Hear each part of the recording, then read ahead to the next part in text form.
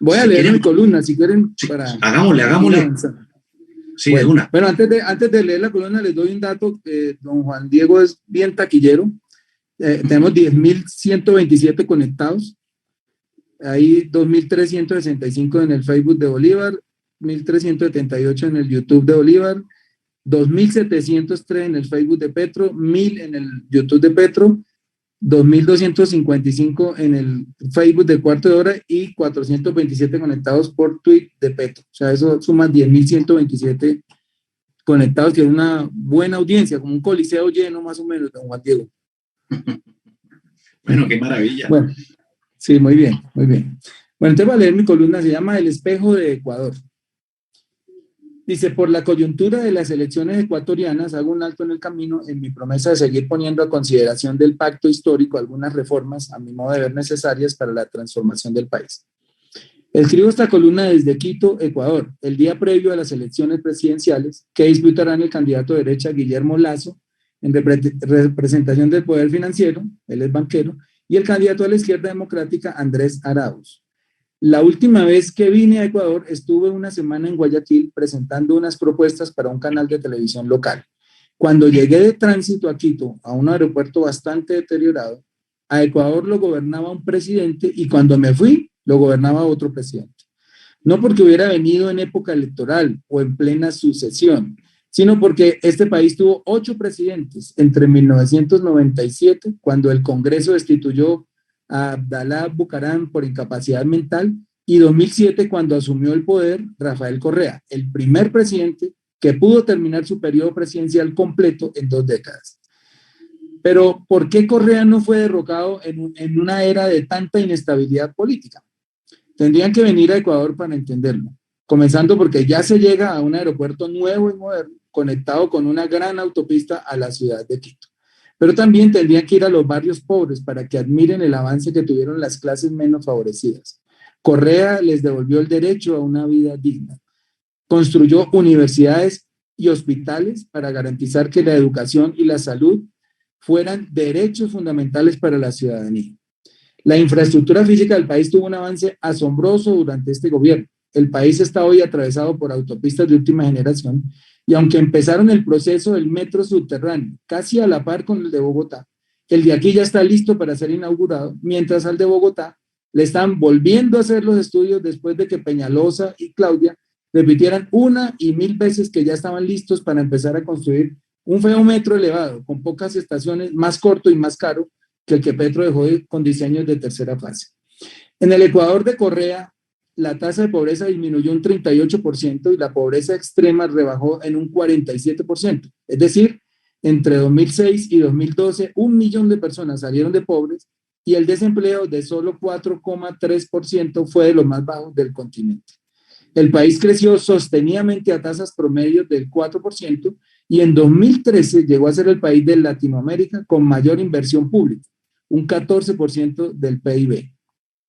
Para la muestra, 2 botones. La inversión en salud se duplicó y la de educación superior gratuita fue elevada a norma constitucional, lo que estaban hablando ustedes ahora, por lo que la inversión en este sector pasó del 0,7 del PIB al 2,1, es decir, se triplicó. Como consecuencia de ese milagro económico, la desigualdad en Ecuador se redujo de un 0,55 al 0,47 en la escala del coeficiente Gini. Con todos estos logros, Correa fue reelegido 2 veces y cuando la Constitución se la impidió, puso en plataforma a su hombre de confianza, Lenín Moreno. Lo demás ya es una historia bien conocida. Traición, persecución, devolución del país a quienes lo llevaron a la desestabilización. Algo parecido a lo que le hizo Michel Temer en Brasil a Dilma Rousseff. Ella lo nombró vicepresidente y él le orquestó la institución en el Senado. Pero no fue suficiente toda esta maravillosa transformación. Ya les explico por qué. Vine a este país para aprender de su proceso electoral, que es tan atrasado como el nuestro, pues aún no se implementa el voto electrónico y la votación se hace mediante tarjetones y actas de papel, pero con una diferencia sustancial.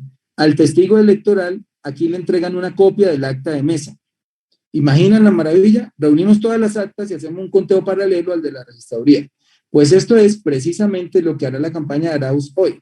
Montaron un software que durante 11 meses fueron alimentando con datos de los 39.400 testigos electorales que cuidarán los votos en las 39.400 mesas que tienen instaladas el Consejo Nacional Electoral hoy.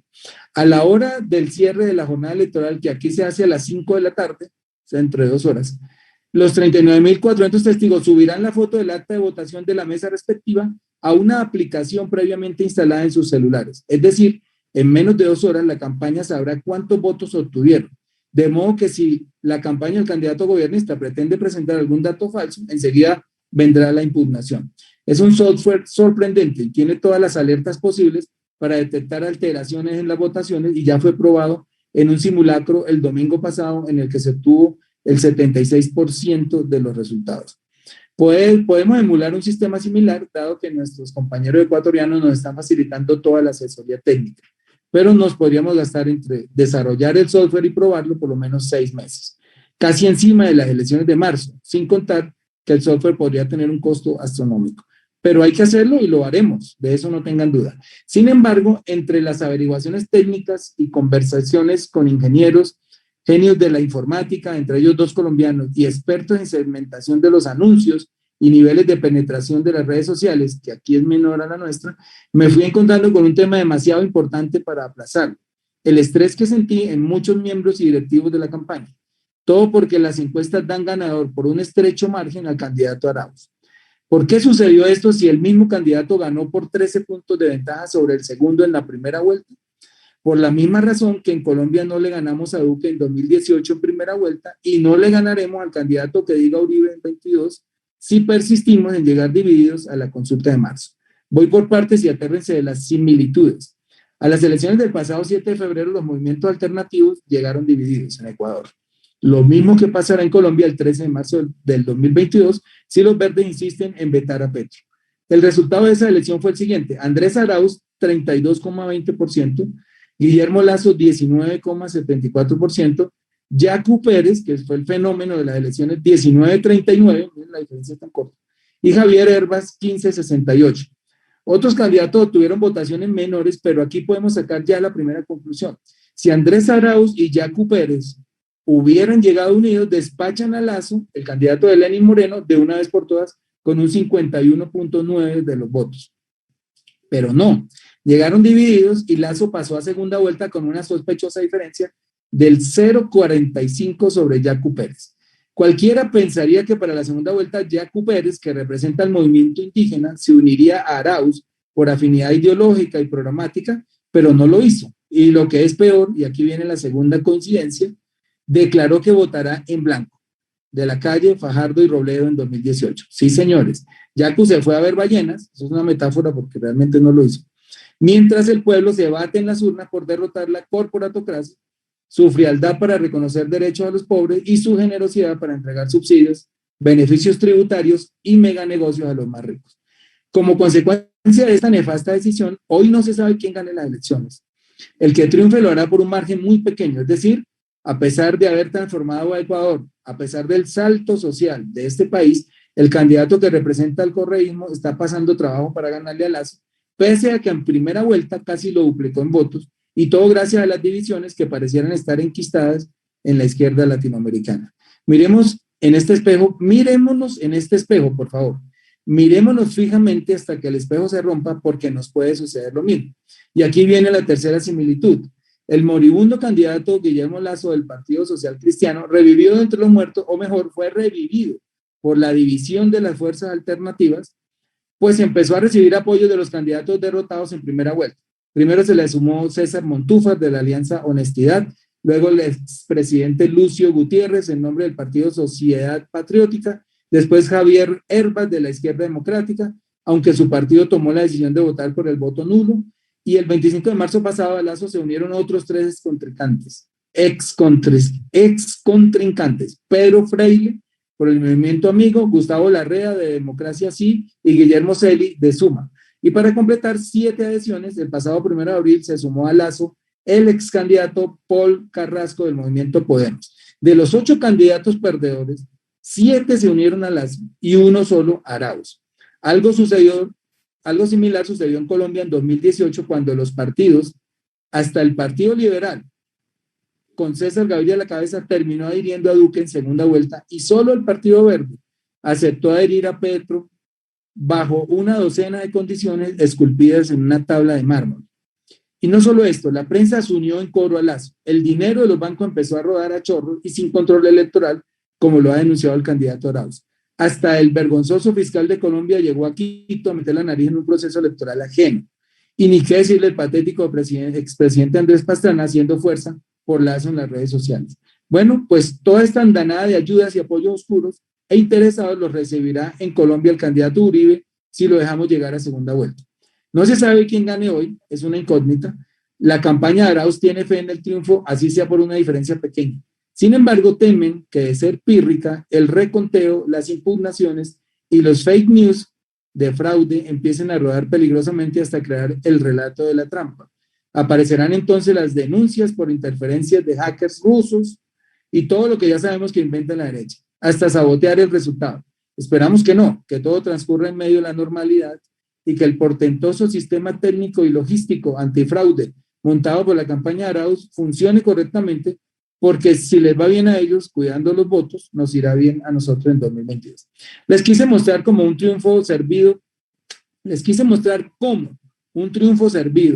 un regreso triunfal del progresismo que transformó a Ecuador se pone en riesgo por una pésima interpretación del momento histórico por parte de partidos y candidatos inferiores al compromiso fundamental.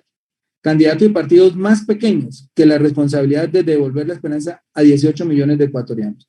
Pregunto, ¿qué necesidad había de arriesgar el futuro de Ecuador por simples egos? Bueno, no tengo nada más que explicar. Dedico esta columna a los señores Sergio Fajardo, Humberto de la Calle y Jorge Robledo, repitentes en estas lides de frustrar los sueños de millones de colombianos ávidos de un cambio.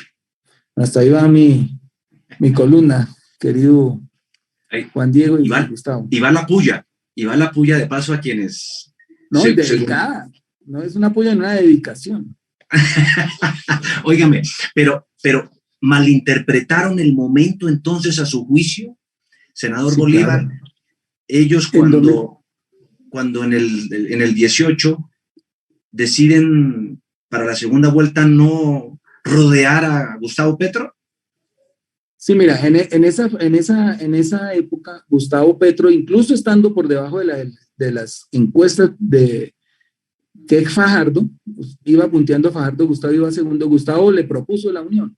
Me acuerdo el recinto, porque lo acompañé en todos los sitios, y le dijo que él le cargaba el maletín. De ahí nace esa metáfora que por estos días la gente ha malinterpretado. Si usted me gana, le cargo el maletín, le dijo Gustavo Petro, significando algo que es imperativo para los movimientos alternativos, y es que no somos tan grandes como para pretender ganar una elección solos. Sin embargo, no hicieron caso y no solamente no se unieron para segunda vuelta, sino que cometió lo que para nosotros es una canallada de dejar el electorado libre, irse a ver ballenas, porque él mismo lo dijo, y decir que él votaba en blanco. Pero no solo él, también de la Calle y también Robledo. Está bien, digamos que en ese momento no entendieron el momento histórico y lo hicieron y llegaron arrepentidos al 2022 y dicen, esta vez sí nos vamos a unir porque no vamos a cometer el mismo error. No, lo volvieron a hacer. Se volvieron a reunir los tres, volvieron a vetar a Petro y vienen a insistir nuevamente con llegar desunidos a una primera vuelta. Eso no tiene cabeza. Por eso senador Bolívar, pero sí. No puede ser también que a lo mejor Fajardo, de la Calle y otros más que estarían ahí, Robledo, en fin, de pronto consideran que el cambio no es necesariamente Petro, sino otro. Sí, claro, puede ser y tienen todo el derecho a decirlo, pero el cambio no es Petro, por cuanto Petro lo que está ofreciendo es un programa de gobierno elaborado entre todos, consensuado por todos los grupos alternativos, en el que todos pongan la firma satisfechos y que sea el norte, el programa que sirva para gobernar a Colombia en las próximas décadas. O sea, no es solamente un hombre, Gustavo Petro, imponiendo su visión de país, sino consensuando con ellos tres y con los demás precandidatos y precandidatas un programa serio que ahí sí nos toca esculpir en mármol y decir, esta es la guía, esta es la carta de navegación de Colombia para los próximos años. Eso a mí me parece perfecto. Oye, pero al leer su columna, América, se me vino a la cabeza esta escena y espero que también participe el senador Petro porque es interesante analizarlo. me acordé de lo que ocurrió cuando ganó Gustavo Petro la alcaldía de Bogotá. El tema de las divisiones y de las alianzas también se dan en la otra esquina, en la derecha. Y en ese momento, precisamente cuando se escoge como alcalde a Gustavo Petro, la derecha era la dividida. Sí. Estaban 3, 4 candidatos, no los voy a enumerar, pero prácticamente gana Gustavo Petro con el 30% por ahí estuvo más o menos de la votación. Y generó eso tanta indignación en un grupo que hasta lideraron una iniciativa, o no sé si todavía se está tramitando en el Congreso, para aumentar el porcentaje de la votación para escoger al alcalde de Bogotá. Para la segunda vuelta, sí, alcalde de Bogotá. Pero esa pregunta la responde mejor el tocayo. Sí, a ver, la alcaldía de Bogotá porque es mayoría relativa, no es mayoría absoluta, como todos los municipios del país, se viene ganando más o menos con un 32-33%. Yo obtuve el 32%, pero igual porcentaje sacó Peñalosa después. Y el de Claudia fue 34%, digamos, ha sido similar. Los votos obviamente aumentan por el crecimiento poblacional y el censo electoral, pero el porcentaje ha sido similar. Ahora le metieron exclusivamente la segunda vuelta a Bogotá con la intención de que la izquierda nunca vuelva a ganar, las fuerzas progresistas, haciendo esa coalición de derechas de la que habla Alvira, pensando que eso es mayoría. Y tendremos la próxima elección del alcalde de Bogotá, será así, será con 2 vueltas. Y es el único municipio de Colombia que va a tener esa manera de elegirse, igual que el presidente. Ahora, en aquel entonces, digamos, nosotros no estamos diciéndole a Fajardo, a Humberto Lacalle, a Galán, etcétera, que nos apoyen, que se adhieran a nuestra campaña. Nosotros estamos proponiendo 2 cosas. Como dijo Bolívar, un programa común, colectivamente construido. Y en segundo lugar, una consulta donde la ciudadanía escoja quién es el candidato o la candidata que va a representar ese conjunto de fuerzas que simplemente mirando las encuestas pues tendrían prácticamente ganada la presidencia de la República. Entonces no estamos diciendo que Fajardo se diera a Petro, estamos diciendo que si Fajardo le gana a Petro, pues Petro apoya a Fajardo, o cualquiera otro. Ahora, si gano yo, pues obviamente tendría el apoyo de las demás fuerzas. Ellos han visto, y en esto se diferencia el 2018, pues que estamos muy adelante en las encuestas y entonces repiten lo del 2018, negarse a la consulta, pero esta vez por temor a que yo gane. En el 2018 las encuestas decían que ganaba Fajardo y aún así él rechazó eso. Prácticamente votó a la caneca de la basura su propia presidencia por sectarismo político. En esta oportunidad ya voy muy adelante, entonces ellos no quieren competir conmigo y el problema está, y esa es la columna de Bolívar, en que de esas fuerzas, porque muchas querrán apoyar si nosotros pasamos a segunda vuelta nuestra candidatura, pero otras no. ¿Y todos, usted siente que todos contra Petro? ¿Usted siente que todos están contra usted en este momento, en estas circunstancias? ¿O tiene ahí coqueteos y opciones? Yo pienso que hay un reposicionamiento, hay como un realinderamiento, es como se llama eso, de fuerzas políticas. En el país sigue existiendo, digamos, 2 grandes sombrillas políticas. Recuerda usted que durante todo el siglo XX y buena parte del XIX, en Colombia lo que había era un bipartidismo. Partido conservador, partido liberal. Cualquier fuerza que intentara hacer algo diferente, pues la aniquilaba, incluso físicamente. Eso dio pie al Frente Nacional, que fue cuando, ya siendo yo un adolescente y un joven, pues me lancé en rebeldía porque se dividían los periodos hacia el futuro entre liberales y conservadores y gobernaban bajo la figura del estado de sitio, que era una dictadura, Constitución del 86. Pero bueno, ese bipartidismo se ha transformado realmente no en un multipartidismo, como aparentemente se ve, sino como en dos grandes sombrillas que ya no se aglutinan en partidos, sino en grandes coaliciones. La misma sombrilla conservadora, pero que ya no dirige el Partido Conservador, sino el uribismo, que es una formación más a la derecha del Partido Conservador. Obviamente está el Partido Conservador, que no logró recuperar el mensaje de Álvaro Gómez Hurtado y prefirió el de Álvaro Uribe. Y hay una distancia enorme entre estos dos Álvaros, grandísima. Y ahora los evangélicos, que se han convertido en un partido político, y las formaciones, las derechas de Cambio Radical y del liberalismo. Oigan,